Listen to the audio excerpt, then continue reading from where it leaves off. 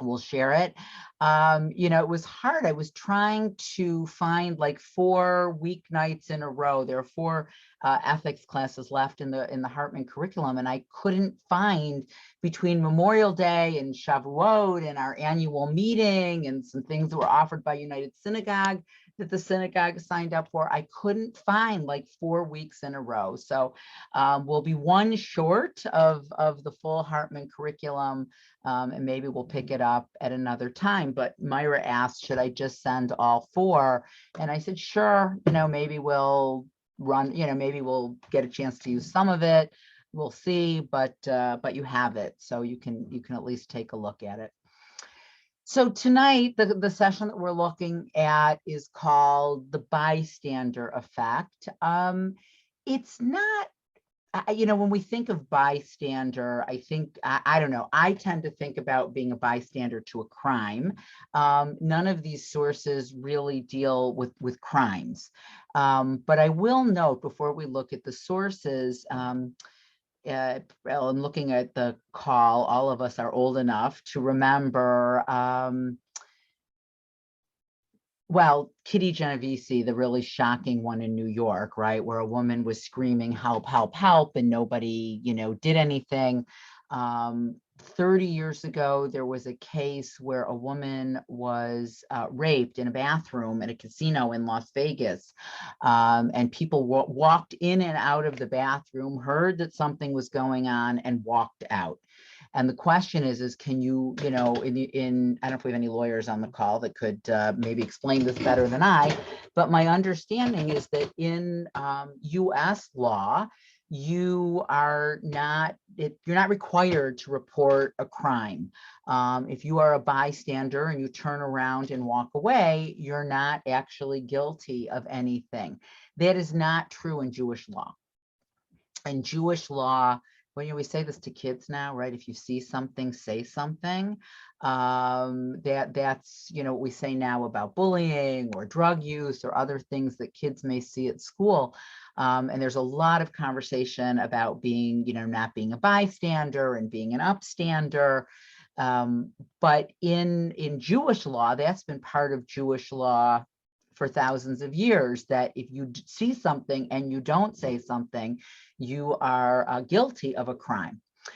And so, you know, Judaism has a sort of a different way of looking at communal responsibility.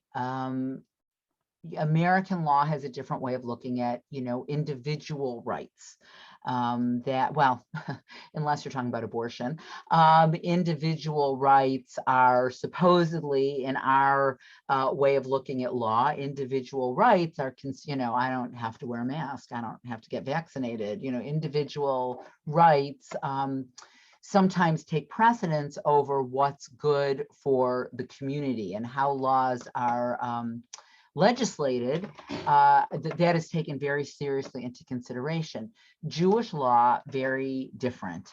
But there's also sort of ways of acting that aren't criminal. And what we're going to look at today mostly are not things that are criminal, but they're ways of how you create a society where people are trained to take care of one another, even if they don't like one another. And that's pretty much what's key, or what's important about most of the sources that we will be looking at this evening. In Israel, a couple years ago, there was a huge scandal in Israeli society. There was a hit and run accident, and the driver did not stop, and nobody stopped on the road to see if the person needed help. And this went through this, it was in the newspapers. What has happened to what has happened to us? It was this gut-wrenching sort of way of looking at Israeli society, because even though some of us who may have experienced Israeli society can, especially for Midwesterners, can sometimes feel a little harsh. The Israeli persona is pretty outspoken, sometimes a little bit more outspoken than I would personally feel comfortable with. Or as I said, if I have a pimple on my nose, I know I have a pimple on my nose, and I don't need you to tell me you have a pimple on your nose. Like, I know, I noticed that myself. But the assumption was in Israel, and it really is pretty much like this, that if you need help, people stop and help strangers. And I would like to think that that has grown out of not just the fact that Israel is a small society or was founded as a socialist society, but it has its values rooted in Jewish text, and the idea of how you create a society where people take care of each other. So one of the things that I'm very proud about our community is we have at the synagogue, as most synagogues do, we have a chesed committee, right? The chesed committee, it didn't function so well under COVID, I have to say, for understandable reasons. But if at Am Yisrael, you were to need a ride to the doctor, or you had gotten out of the hospital and you needed a meal, or, different kinds of things, we have the ability, if you let the synagogue know, we have a group of volunteers. They're called chesed, which means, kindness or compassion. We call them, and they help. Obviously, it was a little harder during COVID because nobody was going to go into other people's homes or go into other people's cars, but they are operating again in a limited capacity. So, of course, it's easy to see in a society where you want to create people that care for each other. One of the things that I just thought was so really incredibly remarkable in Shai and Sahar belonged to Anshe Emet Synagogue. And as soon as the baby was born, they were on a meal train. And for 3 months, 3 times a week, people delivered food to them. And I thought, as a grandparent, like, I'm doing a lot too. Like, I'd like somebody to send me a meal. Like, when Shai was born, we lived in New York. I didn't get a casserole, not a casserole. So the idea that you would set up a society, whether it's a shiva or a baby's born or whatever it is, that the community turns out. So of course, when you're in a community where people care about one another, it's somewhat obvious. But what we're going to look at, the sources that we're going to look at tonight is, so what that's lovely to do when you like somebody, or when it's, maybe not the world's hardest thing to do, but what happens, what kind of an effort should one have to go to if it's not, if it's not something that's so easy. So so this is from the Torah. So this is from the Torah. If you shall not, you shall not see your fellow's ox or his sheep scattered and hide yourself from them. You shall certainly bring them back to your fellow. And if your fellow is not near you, or you do not know them, then you shall bring it home to your house, and it shall be with you until your fellow seeks it, and you shall bring it back to them. So shall you do with their donkey, so shall you do with their garment, and so shall you do with every lost object of your fellow, which they have lost and you have found. You may not hide yourself. So the word in Hebrew is lahit alem, right? You shall not hide yourself. So that becomes sort of this overarching principle of Jewish law. So what does it mean to hide yourself? You're walking down the street, and what happens? Right. You can unmute if you want. But so it's one thing. It's very nice to bring a casserole. It's very nice if you're members of a same synagogue and somebody calls you, and at your own schedule and your own convenience, you say, yes, that Tuesday works for me. I can pick somebody up from the doctor, or I'll call somebody else and they go, yes, that works in my schedule. I can do that. It'll take me an hour. I'm happy to do that. This is a whole different level, right? You are out in public. Maybe you're on your way to work. You've got whatever your own schedule it is. You're on your time, not somebody else's schedule. And you see that somebody's animal has escaped. And you know that because animals have markings, you know it's your neighbors. And you do what probably you might want to do, what anybody would want to do. I didn't see it. Like, just Right. don't look over there. I didn't see the sheep. I'm in a hurry. I have to get to work. I'm just going to keep going. Who's going to know? Right? Who's going to know? Your neighbor won't say, like, I know you saw my sheep today and you didn't return it, right? You could easily just walk away. Nobody would be the wiser. You might have a good excuse because you're in a hurry, you have to get someplace. And the Torah says, nope, you can't do that, right? You can't do that. You have to stop. You have to go out of your way, and you have to take the animal back and you have to return it. What does it say? What if you don't know who it belongs to? I don't know. I saw a sheep. I don't know whose sheep it is. What do you need to do?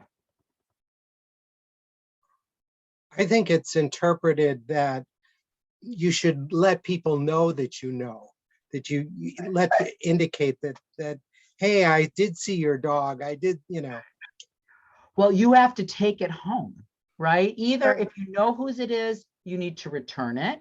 If you don't know who it is, you have to take it home. And yes, the assumption is you don't go, haha, it's now mine, because nobody knows who this is and know that I have it, right? The idea is you bring it home and you have to sort of put it out in the town square. I have a sheep. Here's its marking. Here's its brand. I don't know who it belongs to. And what happens if you take it home and it takes a couple of days to find, for the person to realize that you have their sheep? Presumably, what do you have to do? Feed it, house it. Right, you have to take care of it, right? It's not just a matter of you bring it home. I mean, maybe you could, maybe it's a sheep and it just eats grass. What do I know about animal husbandry? I don't know. So maybe, there are some animals that it's not that much work. You stick it in the pen with your other sheep and whatever. If it was a dog, if it was a different kind of animal, but the idea is your response, whatever level of care you have to give, you are responsible. And the Torah continues, this isn't only the case of an animal, this is the case of anything that somebody loses. And there are chapters and chapters in the Talmud written about lost animals, but also written about lost items. And so you are responsible. If you find a lost item, you are responsible for trying to return it. Charlotte actually called me a couple of days ago. She found a $10 bill in the street. And she looked around. It didn't look like anybody lost it. She picked it up and she said, I didn't know what I should do with it. So I gave it to a homeless person. So I said, that was very lovely, but according to Jewish law, you could have kept it. So she's like, well, I wasn't sure. So Jewish law is very careful about, if you find a lost object, you need to return it, but if it's not something that somebody could identify as their own, then you don't have to return it. And those things are dictated by whether there's any kinds of markings and where the person has lost something. So animals are usually branded or they have a collar. So it's fairly easy at some point. You might have to advertise, but it's certainly fairly easy at some point that somebody would know that it was theirs and be able to identify it. Possibly a garment also, but and there's a lot of what if somebody loses, I don't know, a bag of apples? If it's in a bag that has some sort of has their name on it, something recognizable. But what if you lose something and there's no, like a $10 bill, right? And there's no markings on it whatsoever. It just fell out of your pocket. Then it depends where you were. If you were in a public place or if you were in a more private place.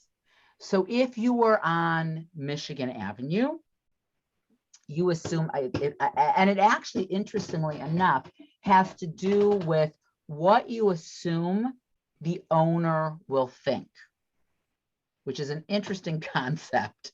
How would you know what the owner would ever think? So let's say you were walking down Michigan Avenue. You've gone a half a mile. You go to stick your hand in your pocket, and your $10 bill that you had thrown in your pocket is gone. Do you assume you're going to get it back?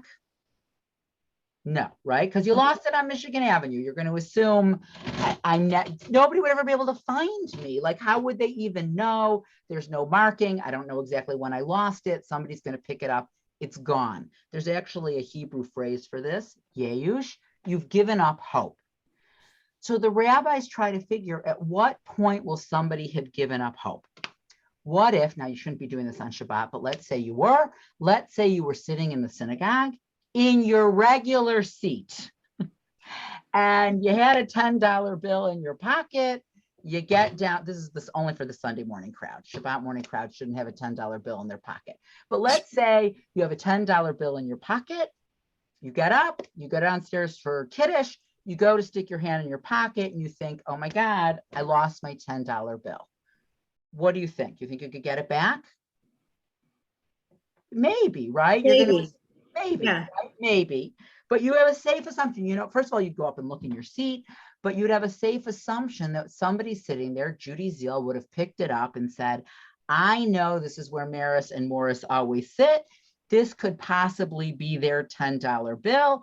I'm going to give it to Nancy. And if it's not, then Nancy will give it to Tzedakah. And Maris and Morris go, God, I lost it in my seat.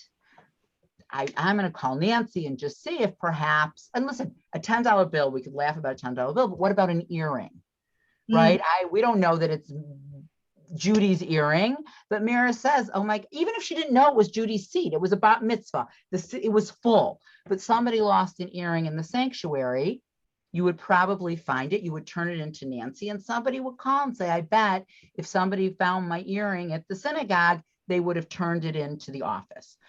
So it has to do with what actually the person that lost it thinks. Now, let's say you lost your wallet on Michigan Avenue with your driver's license in it. Do you think you're going to get it back? No. Maybe, right? Maybe you're probably, in this day and age, probably not. But maybe you'll say, you know what? Maybe somebody will find it and they'll turn it in, or they'll take, I actually had a cousin who lost her purse on the street in Manhattan, and somebody actually found her license and called her and gave it back to her with her money in it. So all the places you'd never expect this to happen, it would be Manhattan. So maybe you would say to yourself, maybe somebody will, and you wait 24 hours. And after 24 hours, you're like, it's gone. I'm never going to see it again. So the rabbis actually try to figure what would be a reasonable amount of time till somebody gave up hope. So you can't keep it right away, but let's say somebody, I don't know, you found they probably take the money and leave the wallet, but there was something that you lost of value. You're hoping at the synagogue that somebody's going to turn it in. At a certain point, you have totally given up hope, and then somebody finds it 6 months later. In theory, if they know who it was, you'd have to give it back. But there are scenarios where you'd say this person isn't going to expect to, we don't know who this person is. They're going to have given up hope long ago, and I get to keep it. Ron. But you have to unmute yourself, though. Did I do it? Yes. Are you okay? I think that what you're talking about is a person's duty to be honest as he can. The lesson of this is not that. The lesson is, how do you treat an enemy? We're going to get there. And of course, that's the next source. That puts a lot more stress on the decision. Right. That's the next source we're going to look at, right? So this is really, it could be your neighbor, it's somebody in your synagogue community, it's somebody who maybe a stranger, but they've never done anything to you. Diane? Did you ever hand So up? it's, this first example is very interesting because it's really self-serving. If you're in a tribe and the animal, the ox, the sheep, and you see somebody every day and maybe you don't see them for a few days, but all of a sudden they see, he's got my ox. Right. It's really a promotion of harmony. Right. $10 bill is fairly indistinguishable, but it Correct. seems like this is really a guide for how, I don't know if it would be, it doesn't really have much concern about the ox. It's like, I was thinking, what do you do if you find a bag of abandoned kittens? Right. Where's your responsibility to what you found? But that's a different, Right. But that's an That's a interesting different thing. animal. Why? Because they're not marked, right? There's no way to Right. know who they belong to. In that case, you could say they're not marked. There's no way to find who they belong to. They must be abandoned. And therefore, you are assuming that the person that left them was never thinking they were going to get them back, probably didn't want them back. right. And then you get to keep them and do with them as you will. But this example is a more coveted category of this is value, this is producing for one's individual livelihood or sustaining. And so if you're going to hang on to something, it seems really bad for group dynamics. Exactly. To Yes, keep an the ox. ox, a donkey, a sheep, these are very valuable items, right? These are people's livelihood. And so these are very valuable. So yeah, that was really important. You said that. You find something that's really valuable and you might be tempted to keep it. And you don't, right? You don't. That would be very clear because that would be stealing. But you Right. might, as I said, you might think, I'm so busy and I have some place to be. And the last thing I'm going to get, this is going to be a half a day to deal with this animal. I would really rather not. I'm just going to go, it's going to go on my ways if I don't see. So much of Jewish law, like we tend to think of Jewish law very much as, Jewish ritual law. How do you shake a lulav? How do you conduct a Seder? How do you keep Shabbat? How do you keep kosher? And of course, those are all very important parts of Jewish law. But the majority of the Talmud, which is where really the foundation of rabbinic law after the biblical period is over, is really developed. Most of it is what we would call civil law. How do you create a just society where people live together? And, in ancient times, and really not such ancient times, people didn't leave their village. You Right. lived with the same people, you knew each other, you hopefully cared for each other, but you probably also had a fair number of people that got on each other's nerves. That's just human society. That people don't always get along. And so we're going to look at the next source, which is, so what are your obligations for somebody that you don't particularly care for? And actually the Torah would be even stronger than that. So this is in the book of Exodus. If you encounter your enemy's ox or donkey wandering, you shall surely bring it back to your enemy. If you see the donkey of the person who hates you lying under its burden, you shall not leave with helping them. You shall surely release it with them. So these are two different scenarios. One is like the first scenario. You're out and about and you see your enemy. So the assumption is this is another Israelite or another, well, in the Torah. So we'd say it's another Israelite, right? This is somebody from your tribe, another Jew, another Israelite, but they're your enemy. So it's not a stranger, it's not your neighbor. This is somebody that you can't stand. You have the same obligation, right? You have the same obligation to take this animal back to your enemy. And then, as sometimes happened, the second verse is sometimes happened if people overloaded their animals, the animal would collapse. And then they had to be lifted up, which is, I assume, a difficult thing. So what if this person hates me? Like he hates me. God knows what's happened between these two people. I have to help him lift up his animal. And that is in a little bit more close contact, right? Like you could assume that you could kind of return an animal without a lot of contact. Like you just, you tie it to a tree, you ring the doorbell and, and you run. You don't really have to interact. But if you're lifting an animal, you've got people that are working together. You have to work together, even with your enemy, to lift their animal. So Ron, that sort of answers, what you were asking, which is, this is a totally, I don't know if you want to say something about this. This is a totally different level of responsibility that you are obligated for how you care for people in society, whether you like them or you hate them. Many of you have heard me. I guess the good point is that they have to do it back to you, right? Right. So Yes. it's mutual, and maybe it prevents the anger from boiling over. Right. It could. Well, I'll tell you a true story. Some of you, many of you, the people who come on Shabbat morning have heard me tell the story, because every time we get to this part of the Torah, I tell the story again. But we had a neighbor that moved in many years ago, and we had a boundary dispute with them. We won, but they sued us when they moved in, and that caused, as you could, or actually before they moved in, and you can imagine that caused a lot of very, very, very bad feelings. And one day their dog wandered into our yard, and I thought about turning the other way.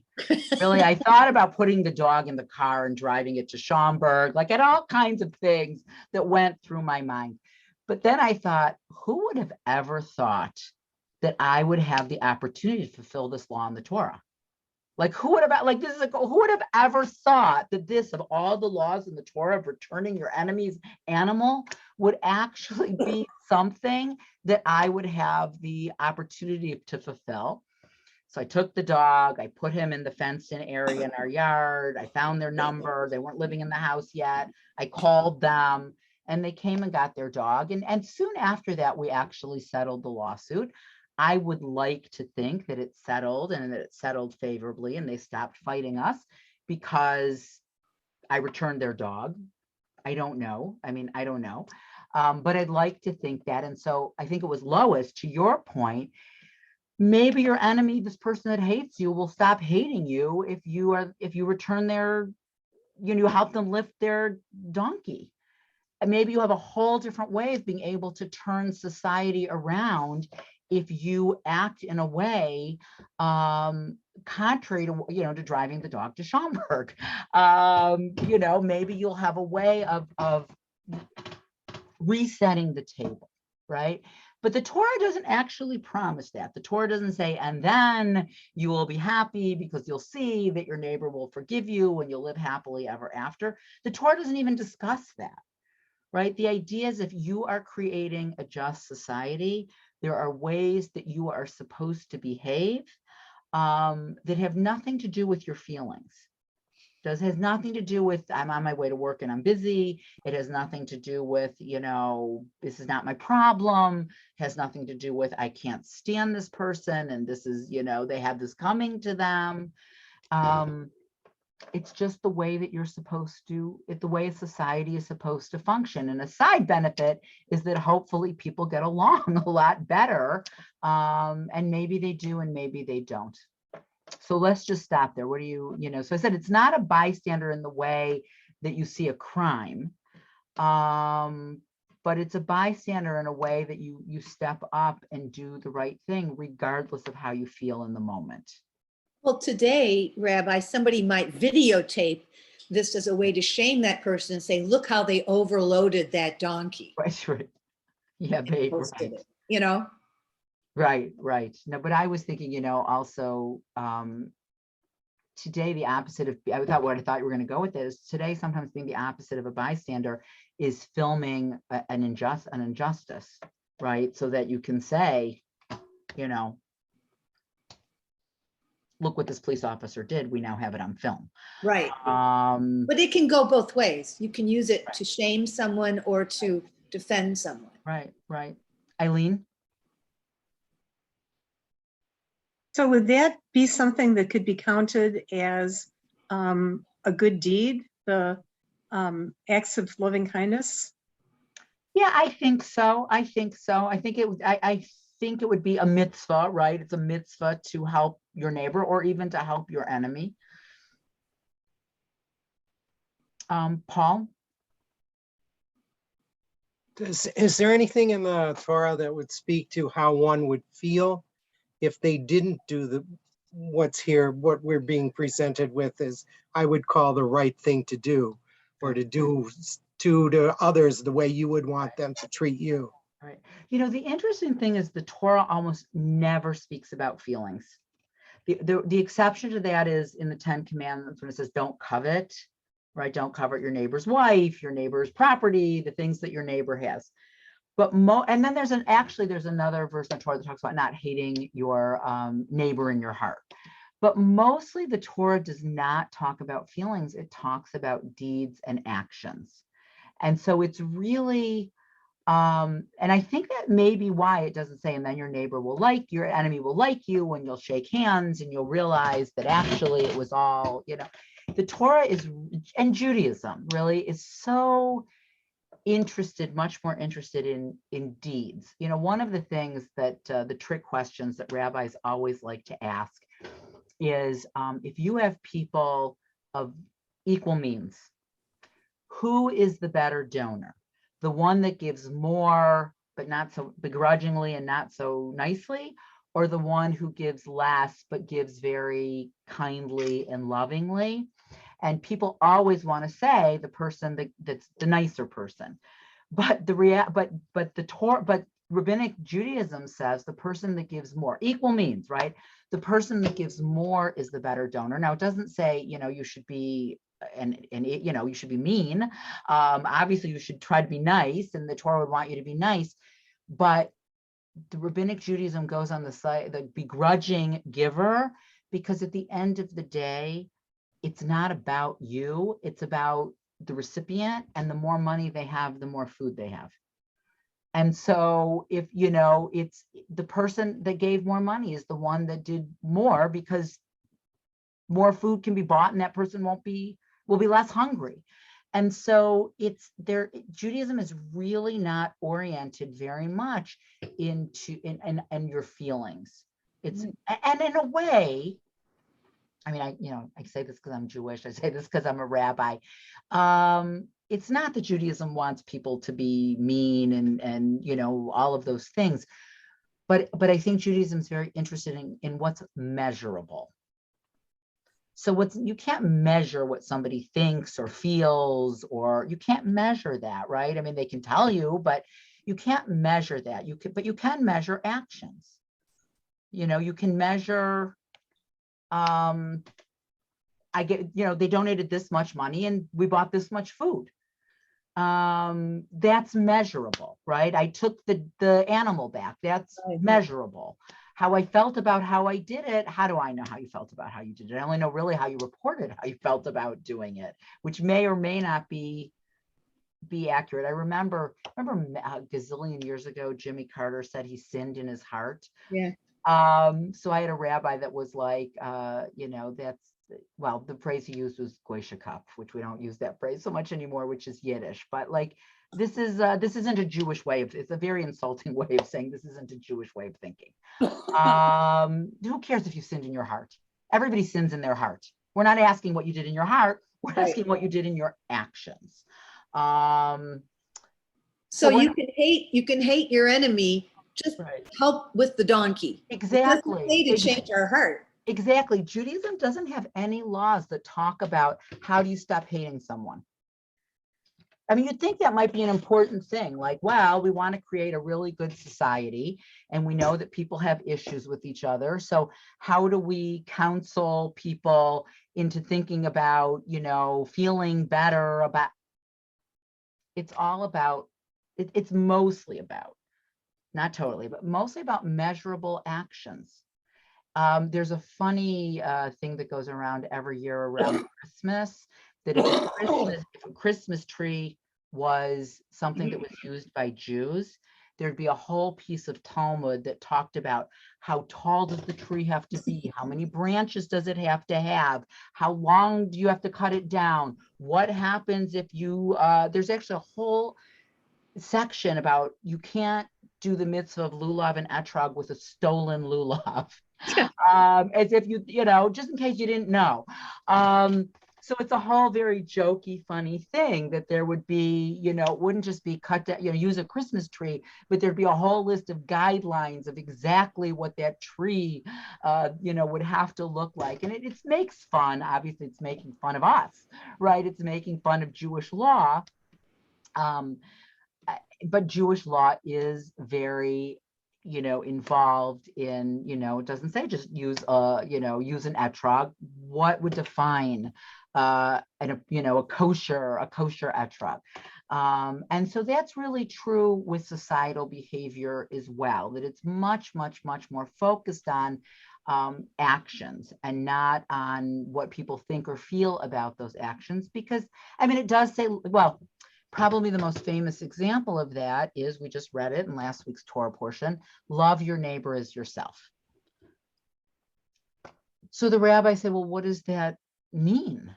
Like, what does that mean, love your neighbor as yourself? And then they start talking about, well, you have to treat your neighbor's money like you would treat your own money, or like very, like really very specific ways, because they're not going to, how can you measure whether somebody loves somebody or doesn't love somebody? So what they measure is, how do you treat that person? What are your actions towards that person?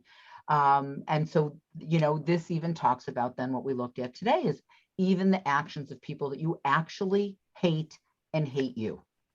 The people that would be like the last thing you want to do is help them with their animal.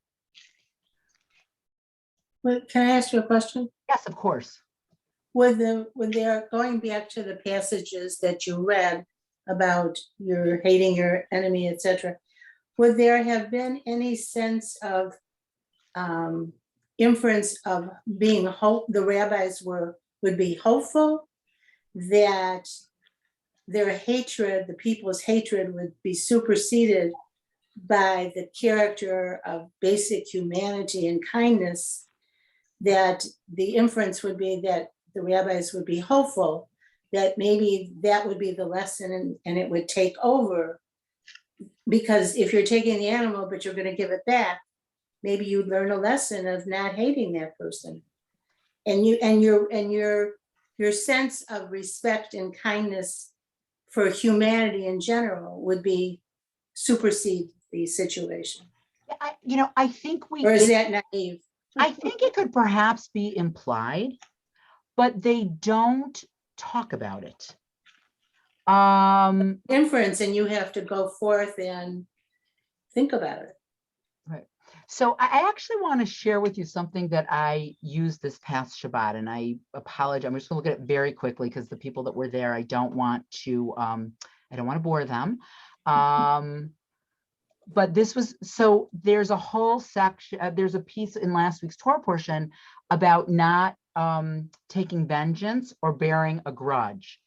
So here's an example from Rashi, which is a later commentator. He lived about 1,000 years ago. If one says to another, lend me your sickle, and he replies no, and the next day the latter says to him, to the former, lend me your hatchet, and he retorts, I'm not going to lend it to you, just as you refuse to lend me your sickle, this is avenging. And what is bearing a grudge? If one, so I'm not going to, you didn't do it for me, I'm not going to do it for you. So that's vengeance. What's bearing a grudge? Lend me your hatchet. The other one says no. The next day you come and say, lend me your sickle. And he says, oh, I'll lend it to you because I'm not like you who wouldn't lend to me. That's bearing a grudge.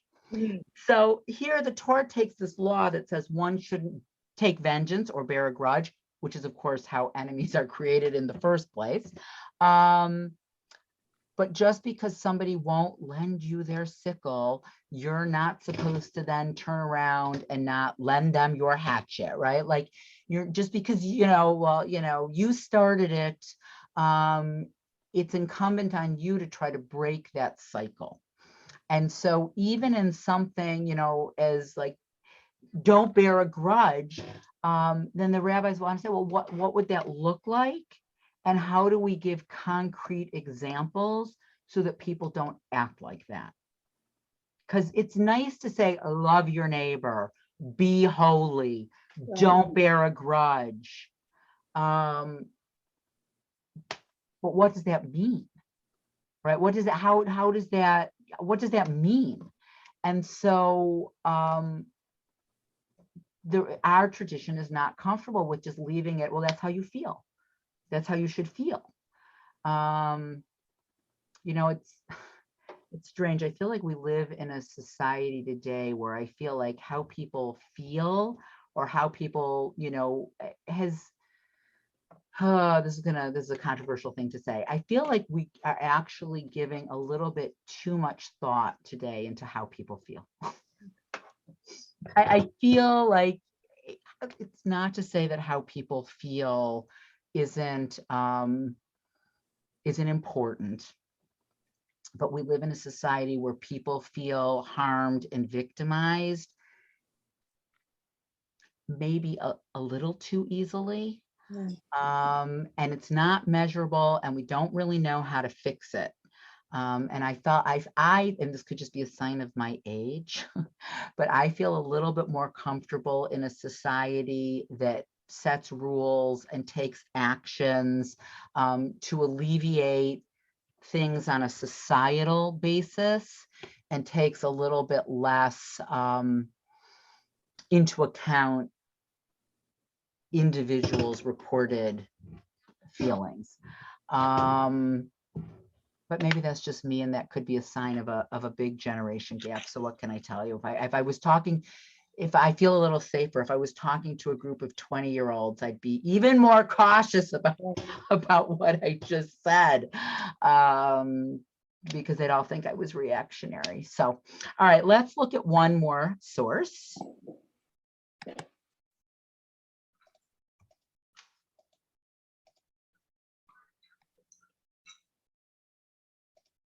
So this again this one actually I would say really maybe does talk more about not actions as much as this one actually, in spite of everything I just said, this one actually does talk somewhat about feelings or about character and character traits, and does really talk about what kind of a person do you want to be, what kind of a person should you be. So there are 4 moral orientations, or maybe some of these are immoral orientations among people. One who says what's mine is mine and what's yours is yours. And this is an average person, right? I have what I have, you what I have, you have. I'm not going to envy what you have. I'm just going to stay over here. That's what most people, right? Most people are like that.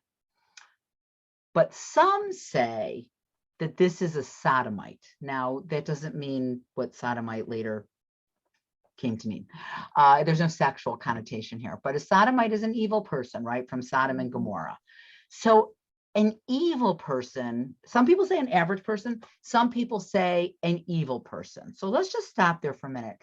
Why would some say that an evil person says what's mine and mine and what's yours is yours? Why?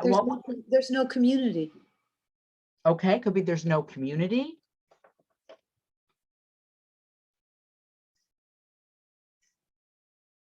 What else? Anything else? That's quite a harsh. I mean, given the fact that there are 2 opinions, one person thinks this is what most normal people would say. That's an average person.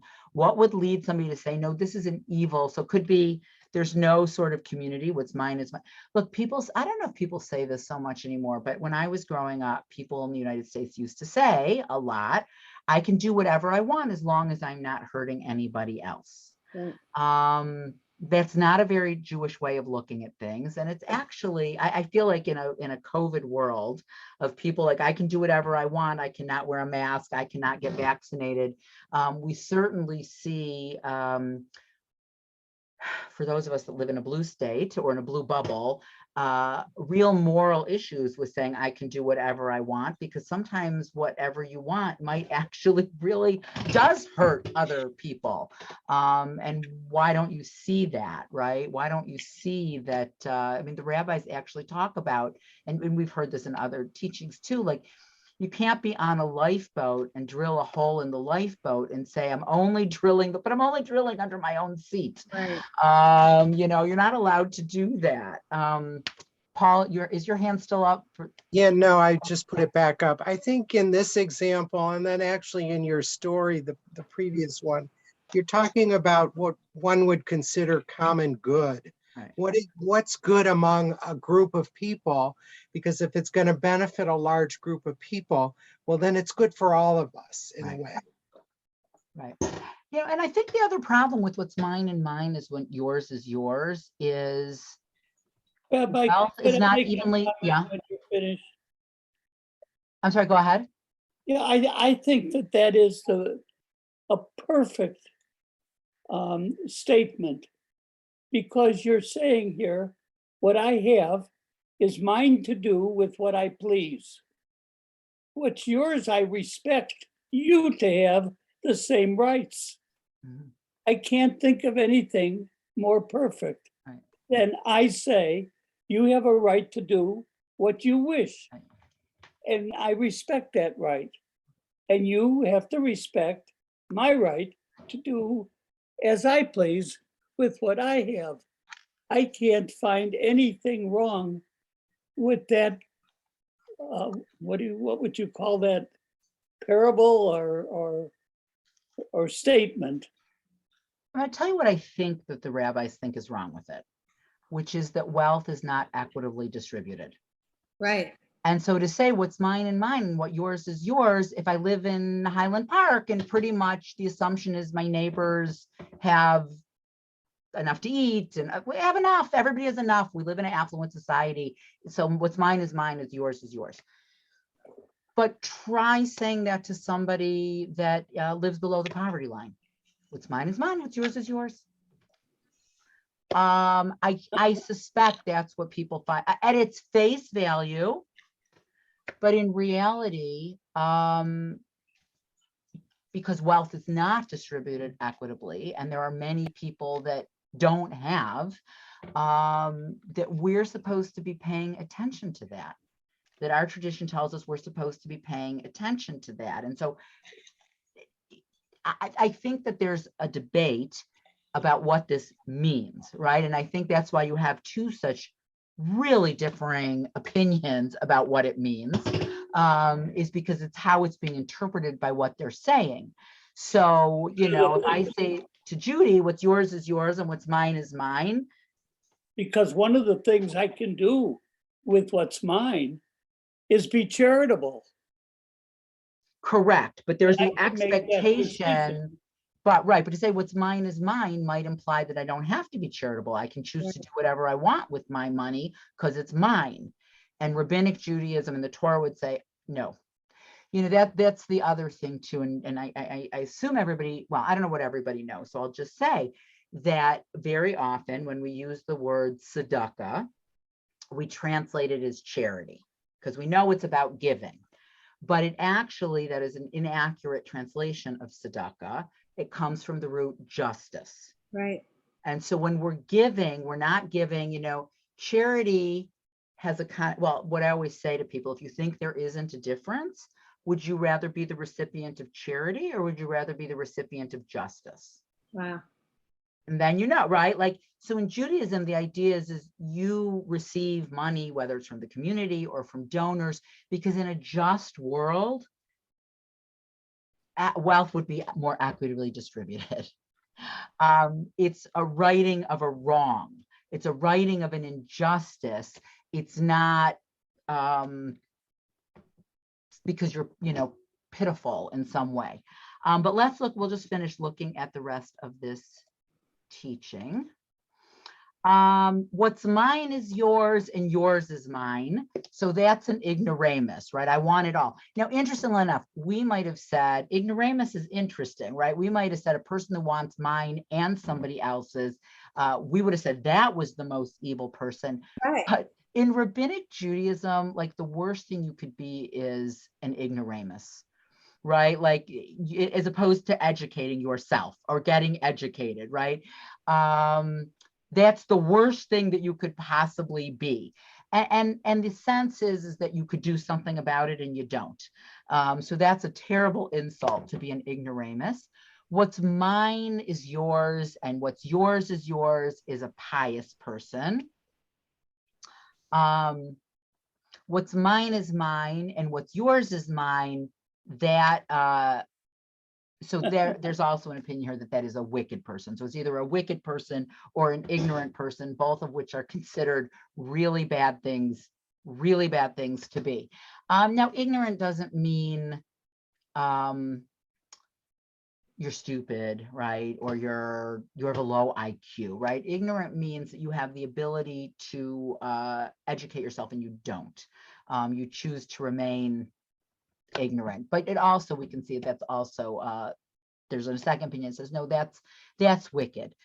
So the highest goal, right? I mean, now a pious person is something that shares what's theirs, respects what the other person has, and shares what's theirs. So that's, so you could be an average person, but the goal is to be better than average, right? It's to be more than that, to be a person that shares what you have with others, right? Particularly with the needy. That's sort of the highest goal of the kind of person that you would want to be, that you would want to be in society. But just in case you're not that kind of person, Judaism will also legislate how much you're obligated to give. So anybody like questions, comments? Well, I mean, just going to the what's mine is mine and yours is yours, looking at just trying to get the world to sign on to air accords. China wants to do its thing, and Trump pulled us out of the agreement. And if you're a rancher and you pollute the water above the stream from the farmer who's down below, I mean, it's kind of an understanding that we really aren't alone. Right. Right. I mean, yeah. I mean, look, there is this, if I want to for me, this is maybe a too dramatic of an example, but if you think about sort of who was, in American myth, right? Who was, like a pioneer, right? Who was the pioneer? You got a piece of land, you traveled out by yourself, maybe with your family, and you became a homesteader. And maybe every so often you would see other people in your community and help raise a barn. But on the whole, you were, out into the wilderness, taming the wilderness. In modern Judaism, who was the ideal pioneer? A kibbutznik, right? Who shared everything. Neither of those examples actually work, right? The kibbutz fell apart because on some basic level, human beings really don't like to share everything. I remember, I don't know, maybe Barb, you were there. Maybe I can't remember which trip this was, where we went to Israel and we visited a modern kibbutz and we met with families. And so the family that our family met with, the woman was a teacher. And she was telling us how she was offered like a coaching job after school, but she wasn't interested because the money that she would earn from coaching went back to the kibbutz. And she was like, why should I work extra hours? So there's something about human nature, right? But the reality is you can't be a rancher who's, or a farmer who's polluted like that I'm on my own, that it both break down, right? Both break down on some level. But it's interesting that societies, hold as role models very, different, different heroic actions. Kate, did you have your hand up?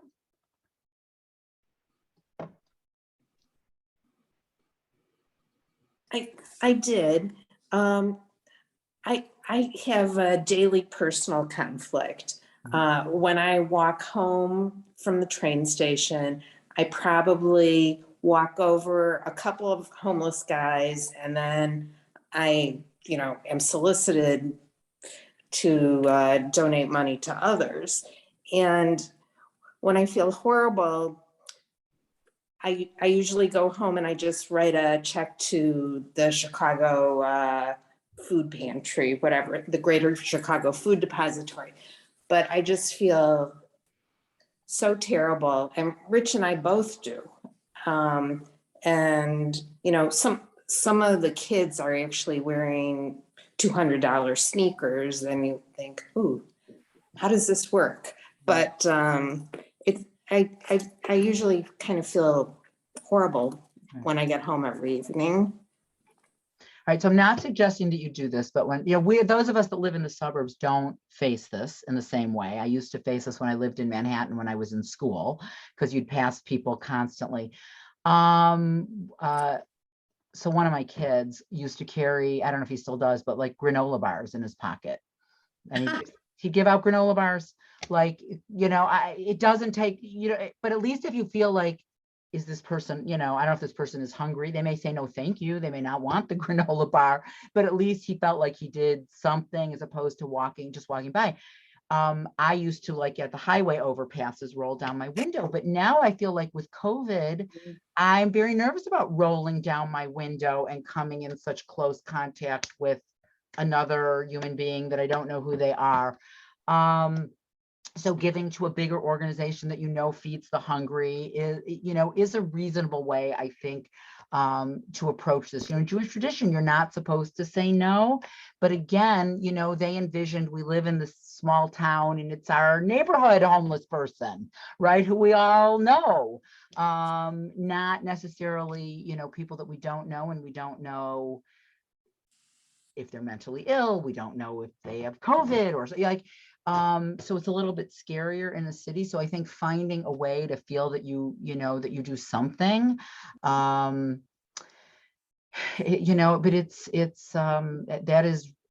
it's hard when you have to see that every day, all day long, and you want to do something to help. So I think that you did figure out something that that you can do. And that's part of the reason that Jewish societies, wherever they've been, have set up communal ways of giving. And then of course you can, when you pull the money, it can do more too. So I like the granola bar idea though. Right. I just, it's a way of doing something, it's a way of doing something. Listen, I've shared this before, I think probably in the Jewish ethics class, but we, a group of us went to Uganda for the Rabbinical Assembly and saw, unbelievable poverty there. And we decided that we would donate X number of dollars through certain organizations to help this community. But a lot of the individuals in the community message us privately and say, I'm hungry. Help my family, I'm hungry. And it's so gut-wrenching. Like, I don't know this person. I don't know what their needs are. I'm sure they're hungry. I'm sure they are hungry. And the decision was, we're going to pool our money together and we're going to give it to organizations, because just because this person has my contact information, there could be 100 people that don't have my contact information and they're hungry too. But it's terrible. It's terrible to say no to somebody that's telling you that they're hungry. So I feel for what walking by people is very hard. So anybody else? Okay, so yes, Eileen. A small bit of levity. Yeah. If you had had your baby and you were in Minnesota, it wouldn't have been a casserole somebody brought you. It would have been a hot dish. Okay. I did glom onto one dinner. Friends of ours were bringing them dinner. I'm like, oh, we happen to be going down that night. They're like, okay, we'll bring enough for you too. I'm like, thank you. So listen, I think about that a lot is what does it mean to create a community that cares, that cares for each other and that cares for each other in a time of, in the good times and bad times. And it's, and the last 2 years were hard because so much of our interaction was, was not in person. So anyways, if some of you who have come on Shabbat and have heard me talk about Jewish views on abortion, but if you haven't and you're interested, Sunday night at 7:30, and it will be recorded. So if you can't attend Sunday night at 7:30 and you want to listen to it on Zoom, it will be on the website. But suffice it to say that